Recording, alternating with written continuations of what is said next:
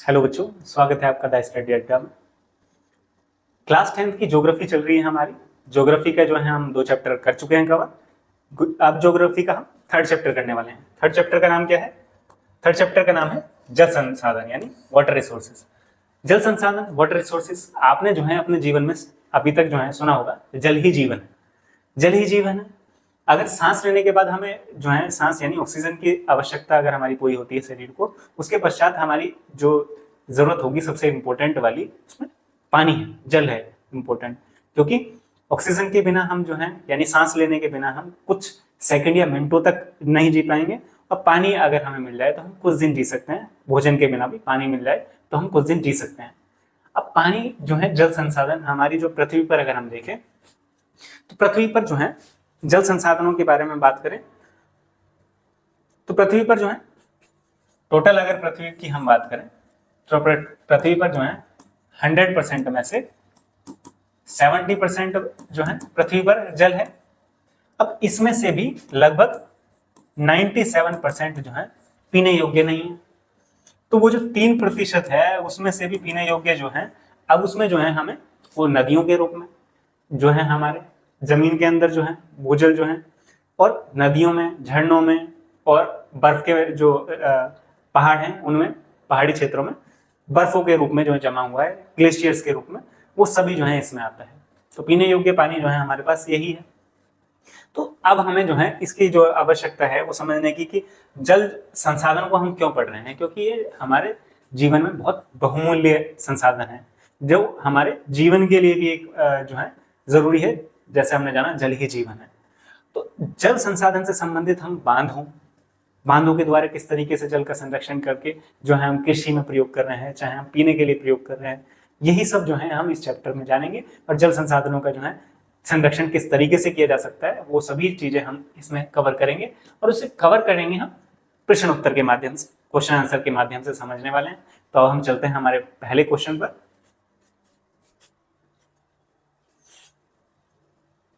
पहला जो क्वेश्चन है हमारा, नीचे दी गई सूचना के आधार पर जल की कमी से प्रभावित और जल की कमी से अप्रभावित में वर्गीकृत करना है।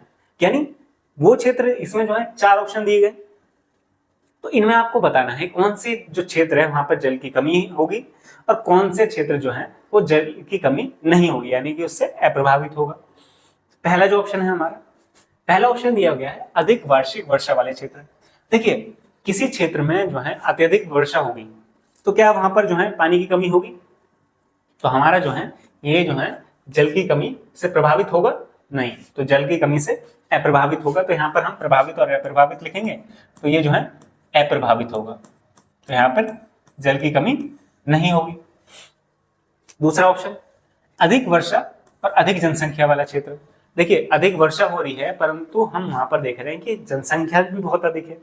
तो क्या जल की कमी से प्रभावित होगा वो क्षेत्र? निश्चित रूप से प्रभावित होगा, क्योंकि जनसंख्या भी बहुत ज्यादा है। तो जनसंख्या ज्यादा होगी तो वो जो है वहां पर जल की कमी भी होगी, चाहे वहां पर वर्षा अत्यधिक हो। अगला है अधिक वर्षा वाले परंतु अत्यधिक प्रदूषित जो जल है। अगर प्रदूषित जल होगा, वर्षा तो हो रही है परंतु प्रदूषित जल है, प्रदूषित जल तो हमारे पीने योग्य नहीं होगा। अगर वो पीने योग्य नहीं होगा और हमारे काम करने के लिए इस्तेमाल नहीं कर सकते हम उसे, तो फिर वो जो है वहां पर जल की कमी होगी, यानी कि ये भी जो है जल की कमी से प्रभावित क्षेत्र होने वाला है। अब लास्ट जो है ऑप्शन है हमारा, कम वर्षा और कम जनसंख्या। कम वर्षा हो रही है और जनसंख्या भी कम है, तो यानी कि वहां पर जो है जल की कमी नहीं होगी, क्योंकि जनसंख्या भी कम है, वर्षा तो कम हो ही रही है पर जनसंख्या कम है, ज्यादा नहीं है। तो यहाँ पर भी जो है ये अप्रभावित क्षेत्र होगा। तो ये जो है आपके आंसर रहे। अब जो है इसे आप यहाँ पर भी देख सकते हैं कि अधिक वर्षा होगी तो वहां पर जो है जल की कमी नहीं होगी, अप्रभावित होगा। अधिक वर्षा होगी, अधिक जनसंख्या होगी तो जल की कमी से प्रभावित होगा। अधिक वर्षा होगी परंतु अत्यधिक जल प्रदूषण हो रहा है, इसलिए वो कमी से प्रभावित होगा। कम वर्षा हो रही है, कम जनसंख्या है, तो वो जल की कमी से अप्रभावित रहेगा। तो ये आपके आंसर रहा। अगला प्रश्न है हमारा, निम्नलिखित में से कौन सा वक्तव्य है बहुउद्देश्य नदी परियोजना उसके पक्ष में नहीं है? तो बहुउद्देश्य परियोजनाएं जो होती हैं हमारी, वो जो है बहुत सारी चीजों के लिए की जाती है। और नदी बहुउद्देशीय परियोजना यानी कि बांध लगाने में जो है किया जा रहा है। बांध लगाने में जो है पीछे आप देख भी रहे हैं, यहाँ पर जो है एक बांध दिया गया है। तो बांध जो है अगर बनाया जा रहा है तो बांध किस लिए बनाया जाता है? उसका जो है कृषि में प्रयोग किया जा सके, उस पानी को जो है उन क्षेत्रों तक पहुंचाया जा सके। देखिए बांध में होता क्या है, नदी ऐसे आ रही थी, यहाँ पर जो है हमने बांध बनाया, यहाँ पर एक दीवार लगाई, दीवार लगाने से क्या हुआ, वो पानी यहाँ पर रोक लिया। अब जो जहां हम चाहें वहां पर उसे भेज सकते हैं। हम जो है दूसरे क्षेत्रों में जहाँ पर जो है पानी की कमी है वहां पर उसे भेज सकते हैं। तो उससे जो है पीने योग्य पानी के लिए, सिंचाई के लिए, पानी के लिए इस्तेमाल किया जा सकता है। अब ये पानी रोक लिया तो यहाँ पर जो है हम टरबाइन लगा सकते हैं। टरबाइन लगाने से क्या होगा, यहाँ पर जो है पानी जब टरबाइन में गिरता है तो टरबाइन घूमेगा, और घूमने से क्या होगा, बिजली जो है हम उसका उत्पादन कर सकते हैं। बिजली उत्पादन हो सकता है, तो बिजली का प्रयोग हमारे घरों में हो सकता है, फैक्ट्री में हो सकता है, बहुत सारी जगहों पर बिजली का प्रयोग होता है। और क्या हो सकता है, और जो है इसका प्रयोग जो है, अब जैसे यहाँ पे बाढ़ जो है, बाढ़ आती है तो उसे जो है रोक के जो है हम पानी का जो है एक सीमित उपयोग किस तरीके से उपयोग कर सकते हैं ताकि बाढ़ भी ना आए। अब यहाँ पर जो है ऊपर जो है कुछ ऑप्शन दिए गए हैं। ऑप्शंस में हमें क्या देखना है कि कौन से जो है बहुउद्देशीय परियोजना के पक्ष में नहीं है, कौन सा पॉइंट वो बताना है जो पक्ष में नहीं है। तो बहुउद्देशीय परियोजनाएं होती हैं वो जल लाती हैं, और जल की कमी, जहां भी जल की कमी होती है वहां तक जल पहुंचाने का कार्य करती हैं। बिल्कुल सही। जल उद्देश्य परियोजनाएं क्या करी, बहुउद्देशीय परियोजनाएं कि वो जो है जल पहुंचा रही है जहां पर जो है जल की कमी है। दूसरा, बहुउद्देशीय परियोजनाएं जो है जल बहाव की नियंत्रित करके बाढ़ पर काबू लाती हैं। तो बाढ़ पर भी काबू लाती हैं क्योंकि जल जो बहाव था उसे नियंत्रित कर दिया उन्होंने, उसे जो है एक जगह तक सीमित कर दिया, तो बाढ़ भी रोक रही है। बहुउद्देशीय परियोजनाएं जो है बृहत स्तर पर यानी बड़े स्तर पर वहां से विस्थापन होता है और आजीविका खत्म होती है। देखिए इसके पक्ष में तर्क देना था, विपक्ष में नहीं, तो ये वाला तर्क जो है विपक्ष में हो जाता है क्योंकि वहां से विस्थापन हो रहा है और वहां की आजीविका खत्म हो रही है उन लोगों की, तो ये जो है इसके पक्ष में नहीं था, ये विपक्ष में था। तो हमारा जो आंसर होगा वो कौन सा हो जाएगा, आंसर थर्ड जो है बिल्कुल सही हो जाएगा। फोर्थ पॉइंट, जैसे विद्युत उत्पादन की बात कर रहे हैं यानी इलेक्ट्रिसिटी जनरेट की बात कर रहे हैं, हमने बताया था कि टर्बाइंस लगा दिए जाते हैं इस बांध के नीचे, जो टरबाइन घूमने के बाद जो है विद्युत का उत्पादन होता है यानी इलेक्ट्रिसिटी जनरेट होती है। तो बिल्कुल सही था। तो ये पक्ष में तीनों, पहला, दूसरा और चौथा जो पॉइंट है इसके पक्ष में है, और जो थर्ड पॉइंट है वो विपक्ष में है क्योंकि बहुउद्देशीय जो परियोजना है उसमें क्या हो रहा है, विस्थापन और आजीविका उनकी खत्म हो रही है, वहां पे जो रहने वाले लोग थे, ये उसके विपक्ष में हो जाता है या उसकी हानियों में आ जाता है कि बहुउद्देशीय परियोजना के लाभ जो है अन्य तीन रहे और ये उसकी हानि में आ जाता है। तो आपको आंसर मिल गया होगा, आंसर 3 करेक्ट होगा। आंसर जो 3 है वो हमारा करेक्ट होगा इसमें। अब यहां इस वाले क्वेश्चन में हमें जो है कुछ गलत वक्तव्य दिए हुए हैं। वक्तव्य मतलब जो लाइन्स हैं, स्टेटमेंट्स हैं वो गलत हैं, तो हमें गलती पहचाननी है और उसे दोबारा लिखना है। पहला पॉइंट पे चले। पहला जो है, शहरों की बढ़ती जो जनसंख्या है उसकी विशालता और सघन जनसंख्या जो है, सघन जनसंख्या मतलब एक ही सीमित क्षेत्र में बहुत ज्यादा संख्या में लोगों का रहना। जैसे दिल्ली का जो नॉर्थ ईस्ट एरिया है यानी उत्तर पूर्वी एरिया है, वहां पर जो है बहुत ज्यादा सघन जनसंख्या है, एक ही प्रति जो किलोमीटर क्षेत्र में देखें वहां पर जो है बहुत ज्यादा लोग रहते हैं, तो उसे सघन जनसंख्या बोलते हैं। शहरी जीवन शैली के जन संसाधन जल जो संसाधन है उनका सही उपयोग में मदद की है। अब अगर एक ही सीमित क्षेत्र में, अब अगर हम माने जैसे पहला क्षेत्र जो है हम लेते हैं, एक क्षेत्र ये है और एक क्षेत्र ये है, तो 2 क्षेत्र हैं हमारे पास। तो इन 2 क्षेत्रों की बात करें तो इन 2 क्षेत्रों में हम अगर हम देखें, दोनों क्षेत्र हम इक्वल कर लेते हैं लगभग जो है,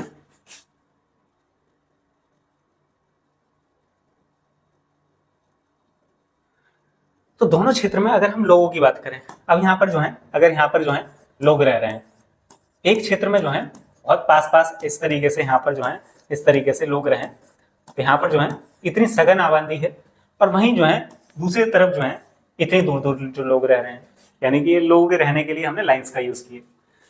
तो अगर किसी क्षेत्र में इतने पास में लोग रहेंगे तो जल संसाधन तो इसी के अंदर ही होंगे, यहाँ पर भी जल संसाधन इतने ही क्षेत्र में होंगे, तो इस क्षेत्र में जो जल संसाधनों का जो उपयोग होगा या उपभोग होगा वो ज्यादा होगा, यानी जल संसाधनों में प्रभाव पड़ने वाला है, और परंतु दूसरे क्षेत्र में जो है जल संसाधनों में प्रभाव कम पड़ेगा। तो अगर हम अपने वापस क्वेश्चन पे चलें तो यहाँ पर पूछा गया था कि सही उपयोग किया जा रहा है क्या, सघन जनसंख्या होगी एक जगह, बहुत ज्यादा जनसंख्या होगी, तो जल संसाधनों का जो है क्या सही उपयोग हो रहा होगा, नहीं, क्योंकि जल संसाधनों पर प्रभाव पड़ेगा वहां पर, और उनका जो उपयोग है वो बहुत ज्यादा होगा। तो यहाँ पर जैसे बात की गई, बड़ी और सघन जनसंख्या जहाँ पर होगी, घनी आबादी, शहरी केंद्रों और शहरी जीवन शैली के कारण जल का संसाधनों पर अत्यधिक दोहन होता है। देखिए आप जो फोटो देख रहे हैं शहरी क्षेत्र की है, शहरी क्षेत्रों में जो है पानी के लिए भी लोगों को जो है इस तरीके से लाइन में लगना पड़ रहा है, इस तरीके से वेट करना पड़ रहा है टैंकर से पानी लेने के लिए। क्यों? क्योंकि पानी का जो लेवल है वो धीरे धीरे डाउन हो जाता है। क्यों डाउन हो रहा है? क्योंकि जल संसाधन एक जो है भूमिगत जल का प्रयोग किया जा रहा है। अब भूमिगत जल का प्रयोग किया जाएगा तो वो धीरे धीरे वाटर लेवल जो है उसका डाउन होता चला जाता है, जिसकी वजह से पानी की कमी हो रही है। और ये आप बेंगलुरु जैसे जो शहर है उसमें देख रहे हैं कि पानी की कमी से किस तरीके से जूझ रहा है वो शहर। और आगे जो है भविष्य में दिल्ली में भी ये बात की जा रही है कि दिल्ली में भी जो है भविष्य में पानी की कमी से जो है शहर का किस तरीके से जो है असर पड़ने वाला है, उस प्रभावित होने वाला है। तो सघन जनसंख्या जो है क्या करती है, अत्यधिक दोहन होता है वहां पर, सही प्रयोग नहीं होता है ना। तो ये हमारा पहला क्वेश्चन रहा।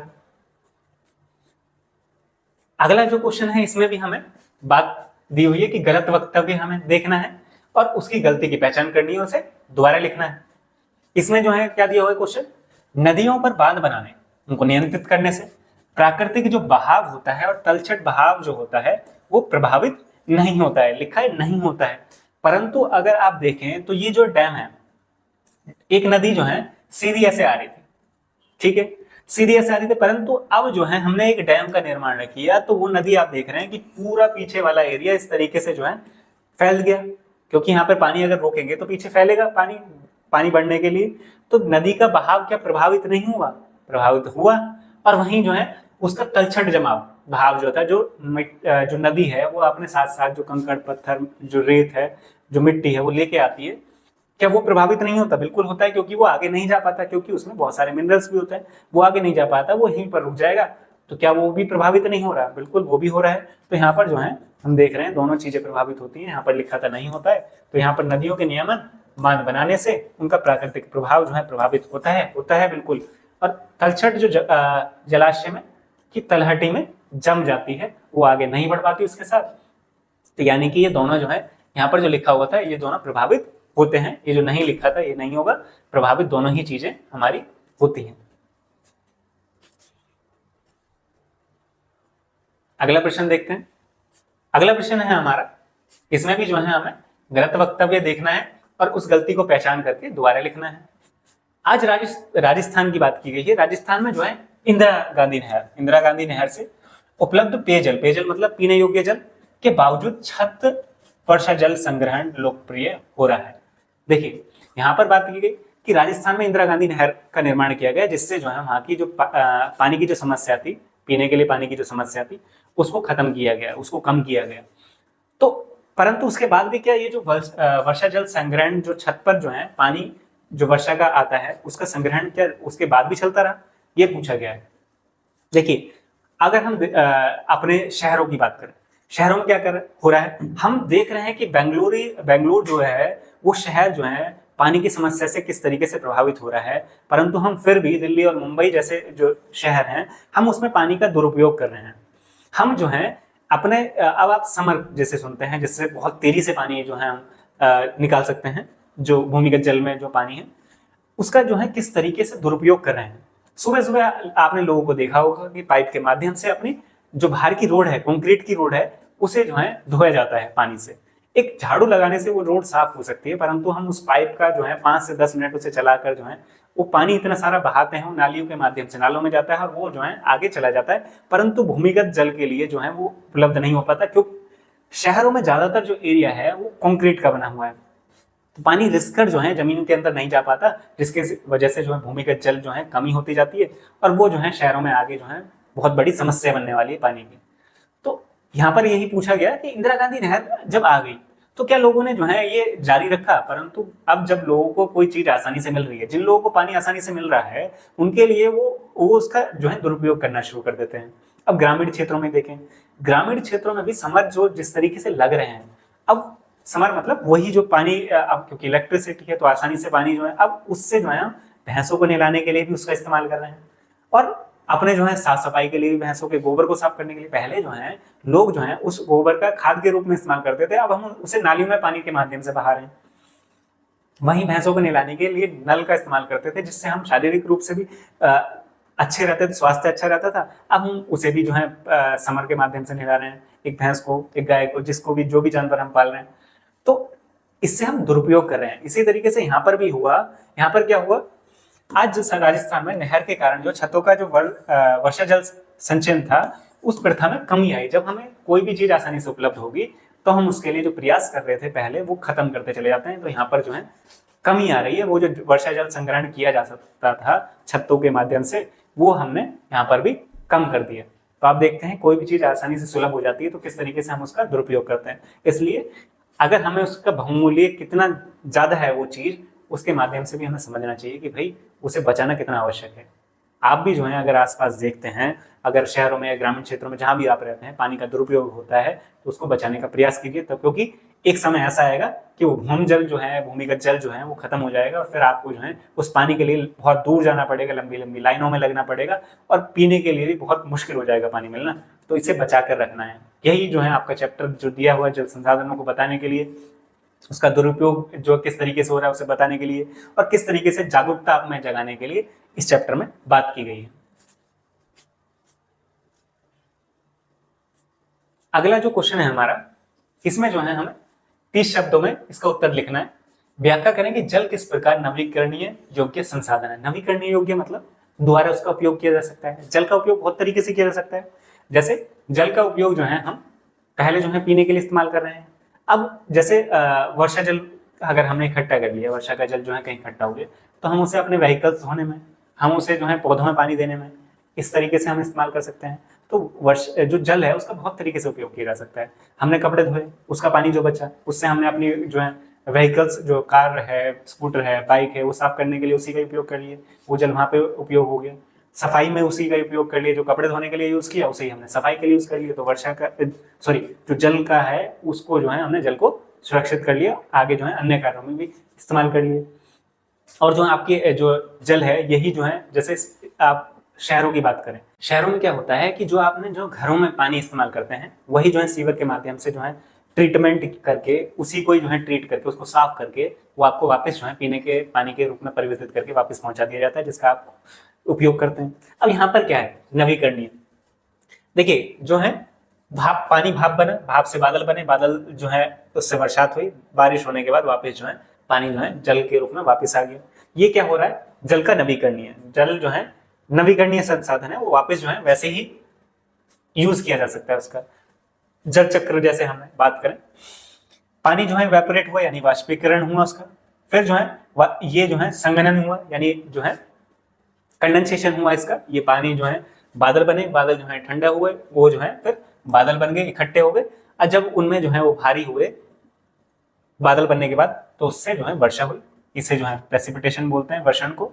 नदियों के माध्यम से वापस जो है समुद्र में आ गया। यही प्रोसेस चलता रहता है, इसी को जल चक्र कहते हैं। और इसी को ही हम बात करें नवीकरणीय योग्य संसाधन है, बिल्कुल नवीकरणीय योग्य संसाधन है। इसका बार बार पुनरुपयोग किया जा सकता है, इसलिए नवीकरणीय योग्य संसाधन है।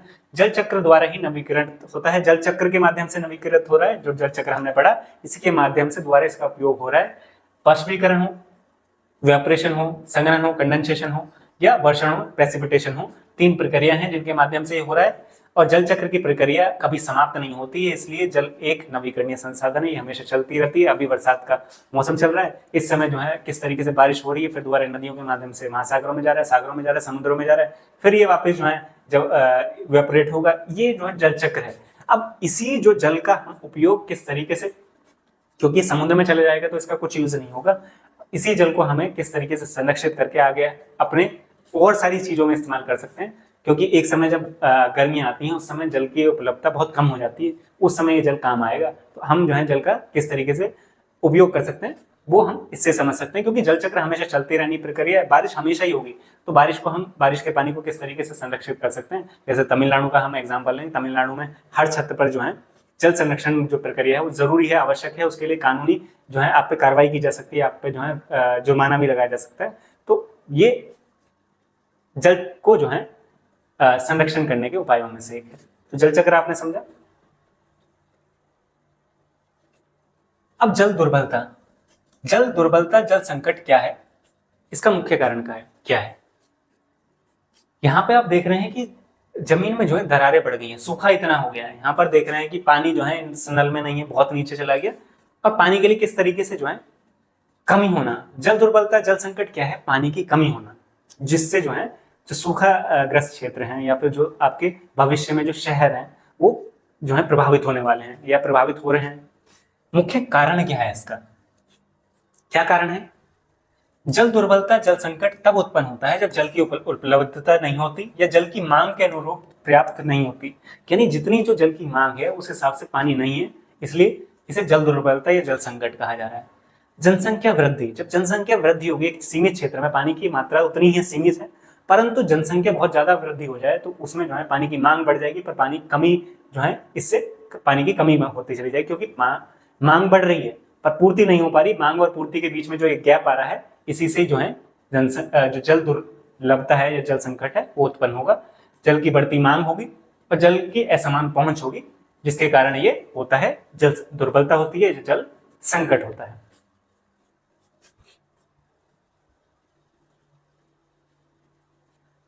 अब जो है इस क्वेश्चन में हमसे पूछा गया है बहुउद्देशीय परियोजनाएं, उनके क्या लाभ हैं और क्या हानि है। पहले भी क्वेश्चन में हम बात कर चुके थे कि इनके लाभ क्या हैं और हानि क्या है। देखिए लाभ और हानि क्या क्या होंगे इनके। लाभ क्या है? बहुउद्देशीय परियोजना से सिंचाई, पानी यहाँ पर रोक लिया गया, जिन क्षेत्रों में हमें पानी चाहिए वहां तक जो है एक नहरों के माध्यम से यहाँ से पहुंचाया गया बांध बनाने के बाद। फिर बिजली उत्पादन, यहाँ पे टरबाइन लगा के हमने बिजली का उत्पादन किया, जिनका जो है उपयोग, बिजली का उपयोग घरों में किया जा रहा है हमारे। बाढ़ नियंत्रण, अब क्योंकि एक जो क्षेत्र है वो सीमित कर दिया गया इस नदी के लिए, जो है बहुत पीछे भी क्षेत्र काफी हो गया, तो इससे जो है बाढ़ जो है उस पर नियंत्रण पाया गया। अंतरदेशीय नौवहन, यानी कि बोट के माध्यम से अब जो है हम इधर उधर जा सकते हैं, यानी नावों के माध्यम से नौ संचालन हो सकता है। मत्स्य पालन, यानी मछलियों के लिए भी पालन किया जा सकता है, क्योंकि पानी रुक गया, चल नहीं रहा है, तो मछली पालन किया जा सकता है। तो इस सभी में जो है सहायक होती है नदी जो बहुउद्देशीय परियोजनाएं। अब इनके जो है हानि क्या रही? अब आप देख रहे हैं कि इतना बड़ा क्षेत्र जहां पर ये पानी रुक रहा है, यहाँ पर पहले लोग भी रह रहे होंगे, तो पहले जो लोग रह रहे थे उनका विस्थापन किया गया, यानी उन्हें हटाया गया। जीव जंतु रह रहे होंगे, उन्हें हटाया गया। पेड़ जो होंगे उनकी कटाई हुई होगी, और अब जो है इसके आसपास वाले क्षेत्र हैं वो भी प्रभावित होंगे, क्योंकि पानी यहाँ पर है, पानी जहाँ पर होगा वाष्पीकरण होगा, उससे जो है आसपास में वर्षा जो है वो प्रभावित करेगी वहां की जो कृषि है। देखिए कृषि के लिए कुछ जो है जरूरत होती है पानी की, यानी बारिश की, परंतु वहां पर जो है अत्यधिक मात्रा में बारिश हो जाए। अब मान लीजिए जो है फसल उगाई हमने गेहूं के लिए एक सीमित मात्रा में पानी की आवश्यकता होती है, परंतु वहां पर जो है पास में इस तरीके से पानी इकट्ठा हो रहा होगा, तो वहां से जो है इवेपोरेशन होगा, जिसके माध्यम से कंडेंसेशन और फिर बारिश होगी, और बारिश बहुत ज्यादा होगी तो जो आपकी गेहूं की फसल है पूरी तरीके से खराब हो जाएगी। तो कृषि भी जो है वहां के आसपास की प्रभावित होती है। अब जानते हैं आगे क्या इसके जो है हानि है। स्थानीय वनस्पति और जीवों का नष्ट कर देता है। जो स्थानीय वनस्पति थी और जीव थे वो नष्ट हो जाएंगे यहाँ से। स्थानीय गांव जलमग्न हो जाएंगे, आसपास के जो गांव हैं क्योंकि वो जलमग्न हो गए, क्योंकि पानी का जो फैलाव है वो बहुत ज्यादा बढ़ जाता है, और अपनी आजीविका खो देते हैं। वो जहां रह रहे थे, जो आजीविका कर रहे थे, वो भी खत्म हो जाएगी, और पुनर्वास की कोई उम्मीद नहीं रह जाती। जब उन्हें पुनर्वास यानी पुनर्स्थापन किया जाता है तो कभी कभी सरकारें उनको पुनर्स्थापित कर देती है, कभी नहीं कर पाती। वो नई जगह जहाँ जा रहे हैं वहां पर वो रोजगार उन्हें मिला नहीं मिला, वो सारी समस्याएं भी उससे वो जूझते हैं। ये इसकी हानि है, ये इसके लाभ हुए, दोनों आपको इसमें नजर आ रहे होंगे। दोनों ही जो है आप पॉइंट्स में लिखें, जैसे यहाँ पे मैंने पैसेज में आपको दिख रहा है आंसर। जब आपसे पूछा जाए दोनों लाभ या हानि, तो आप पॉइंट्स में अलग अलग जो है मेंशन करें, ताकि जो है आपके जो आंसर है वो अच्छा दिखे।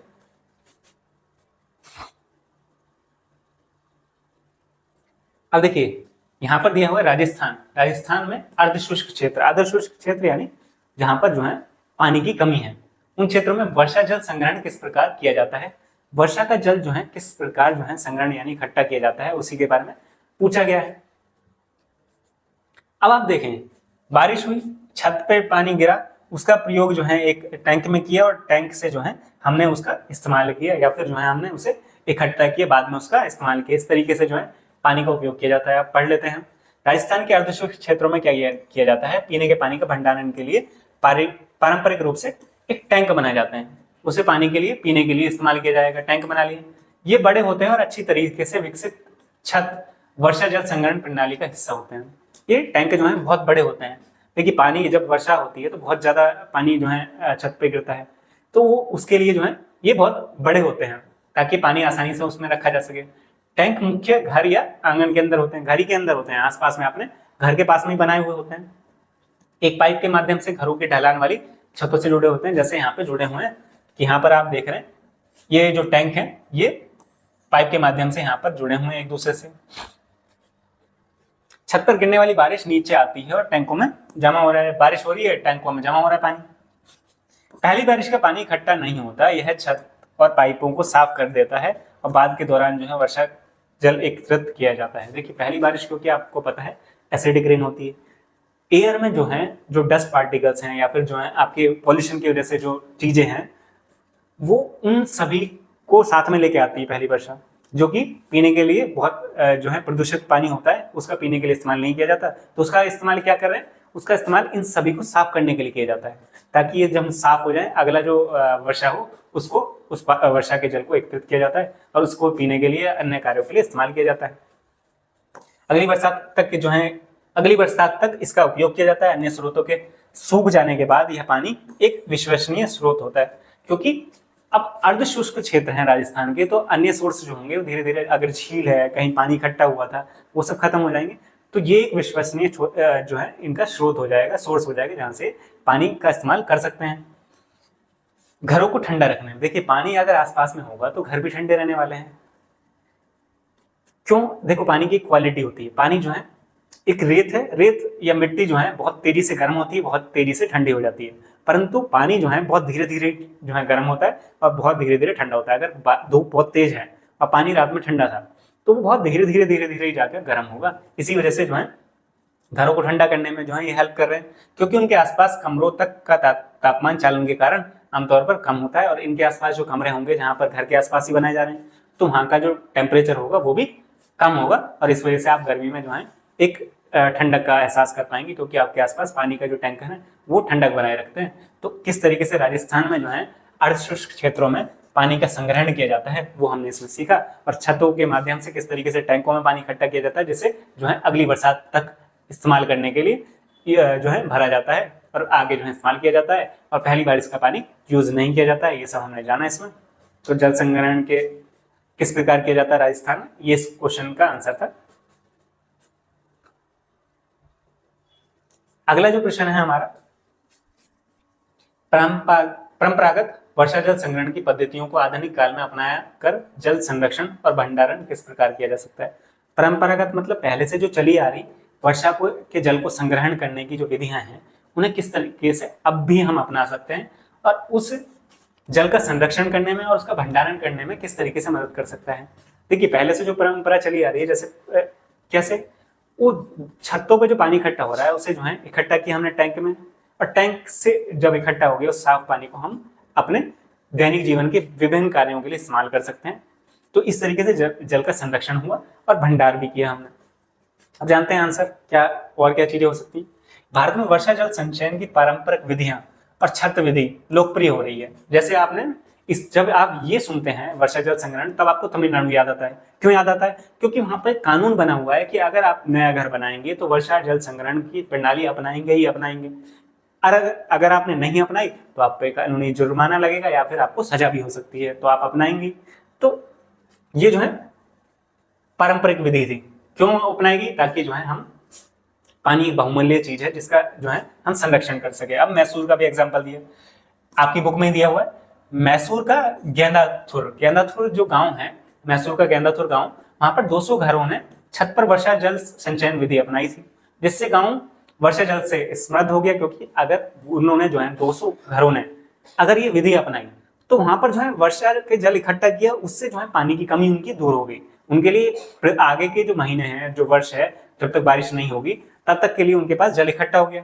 ऐसी हमने तमिलनाडु की बात की कि वहां पर जो है राज्यों में घरों की छत पर वर्षा जल संचयन की संरचनाएं बनाना आवश्यक है। ऐसा ना करने पर सजा हो सकती है, जिसकी हमने बात भी की। क्योंकि जब भी हम बात करते हैं तमिलनाडु याद आता है। आपके बुक में जो आंसर जो दिया हुआ है एक उदाहरण, वो मैसूर भी आप याद रखें कि मैसूर का ज्ञानदाथुर गांव, जहाँ के जो 200 घर थे जिन्होंने ये वर्षा जल संचयन विधि, संरक्षण विधि अपनाई। इस तरीके से हम पारंपरिक विधियों के माध्यम से जल का संरक्षण कर सकते हैं। यही इस क्वेश्चन में पूछा गया था। और किस तरीके से भंडारण कर सकते हैं, ये आपको इमेज जो है आपको बता रही है किस तरीके से कि बरसात का पानी जो है छतों के माध्यम से टैंकों में भरा जा सकता है और साथ ही साथ उसका दैनिक जीवन में उपयोग किया जा सकता है। आज की क्लास के लिए इतना ही। अगर आपको वीडियो पसंद आ रही है तो लाइक कीजिए, शेयर कीजिए, चैनल को सब्सक्राइब कीजिए, टेलीग्राम चैनल को ज्वाइन कीजिए। वहां से आपको सारी PDF मिलेंगी जिन्हें आप पढ़कर अपना रिवीजन कर सकते हैं। Thank you. जय हिंद।